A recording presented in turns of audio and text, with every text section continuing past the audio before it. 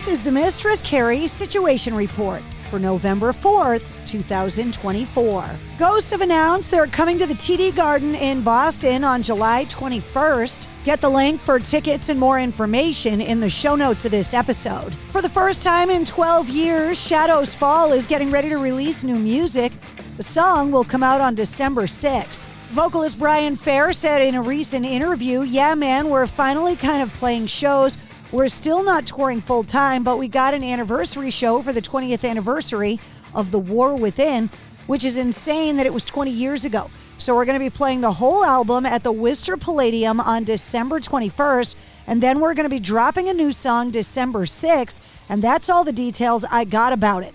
I can't say anything else except December 6th, the new tune is coming out from Shadows Fall, and I'm super stoked. You heard it first. That's the time. I said the date. It's coming for you." On the heels of selling out 3 of their shows at Blue Live Theater at Fontainebleau, Las Vegas, Tears for Fears have announced their return to Vegas in 2025 with 4 additional shows. The newly announced shows that'll feature their classic catalog and songs from their new album Tipping Point begin Friday night, January 31st. Nonpoint have announced the Painful Statements Tour with special guests Crowbot and Heartsick.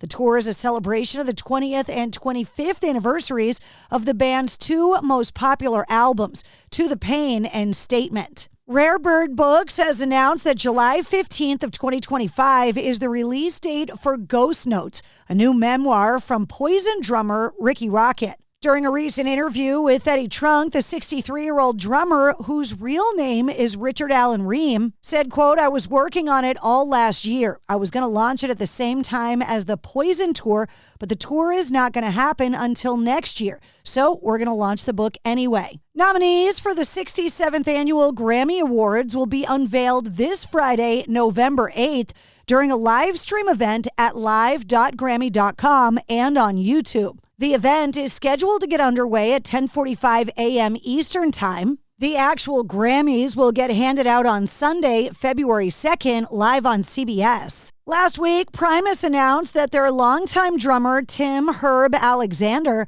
had departed the band effective immediately via an email that he sent his bandmates on October 17th. The band said, quote, "It came as a complete shock to all of us in the Primus camp. After several attempts to communicate with Herb, his only response was another email stating that he had, quote, lost his passion for playing.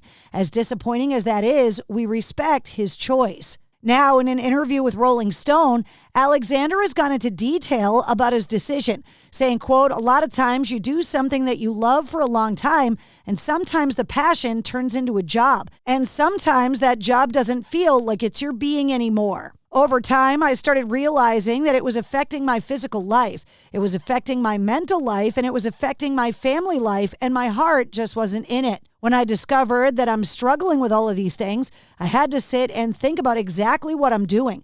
I don't think I've ever chosen my path in life. I think I've just always thought, I'm a drummer, I'm going to do music, and things came to me, accepting whatever happens." The drummer added that he's feeling really good, although admitting that he's dealing with a lot of aches and pains. And speaking of drummers, Jason Bonham has addressed his absence from the final few shows on Sammy Hagar's The Best of All Worlds tour due to a family issue. The drummer was replaced on several shows by iconic drummer Kenny Aronoff. Bonham saying, "I wanted to take a moment to explain my absence over the last few weeks. As many of you know, my mother has been facing serious health issues, and it's been an incredibly challenging time for our family. I'm grateful to share that she is on the mend and has been discharged from the hospital. She's now home and recovering, which brings me an immense sense of relief. It was truly difficult to step away from the Best of All Worlds tour with only 4 shows left. The energy, the connections, and the experiences were nothing short of incredible. But my priority had to be with my mother during her fight for her life." David Gilmour is getting ready to make a rare U.S. television appearance on The Tonight Show starring Jimmy Fallon coming up this Thursday, November 7th. It'll be his first television appearance in 8 years. Gilmour is expected to perform a song in support of his new solo album, Luck and Strange. His appearance also coincides with a limited run of shows at New York's Madison Square Garden starting today. To celebrate Metallica drummer Lars Ulrich's 40th year with Tama Drums, the company has launched a special Lars Ulrich 40th anniversary signature drum kit, limited to just 72 units worldwide. The exclusive model mirrors the specifications of Lars's custom M72 tour kit. You can watch the video of Lars sharing stories from the decades-long partnership with Tama online. Black Sabbath legend Tony Iommi says the Hard Rock Cafe won't let him have his prized 1964 Gibson Monkey SG special guitar back, even though the original deal gave him the option to buy it back. Unfortunately, the person who he made the deal with has since passed away, making the situation particularly difficult. Iommi's Gibson Monkey SG is perhaps the most iconic guitar, as he played it on the first handful of Black Sabbath albums, all considered legendary works. Explaining to Guitar World magazine, the guy who used to buy memorabilia for the Hard Rock came to England and visited me. He wanted to buy some stuff, and I said it should be fine, that I'd retire the Monkey SG because it was too valuable to me. I didn't want to take it on the road and risk it getting damaged. Iommi said he offered to buy it back, and it seemed like a good idea because the guitar could be displayed for people to see and be kept safe instead of sitting in a case somewhere in my storage. But the deal was that if I ever wanted it back, I could let him know and buy it back for the same price, and it seemed fair enough, a good deal. Anyway, he passed away, so that wasn't. We tried to get in touch with the Hard Rock and get it back, and they knew nothing of the deal. According to two stories posted by Limp Bizkit drummer John Otto online, the band is currently tracking his parts for a brand new Limp Bizkit album or EP that's in the works right now. The band's album, Gold Cobra, came out in 2011, and Still Sucks came out in 2021. Limp Bizkit has tour dates in 2025 scheduled starting in Glasgow, UK on March 8th. The first new Thin Lizzy album in 40 years is on its way, and it's unplugged.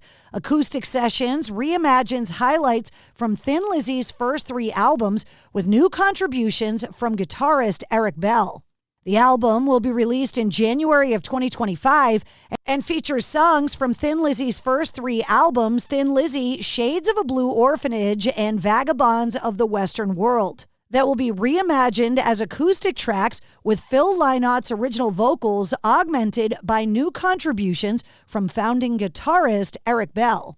And that's your sit rep. For more details on all of the stories, check the links in the show notes of this episode. And don't forget to like, follow, and subscribe to the Mistress Carrie Podcast. New full-length episodes come out every Wednesday. Episode 230, featuring Sen Dog from Cypress Hill and Power Flow, is available now. And check out this week's bonus episode featuring Duff McKagan from Guns N' Roses.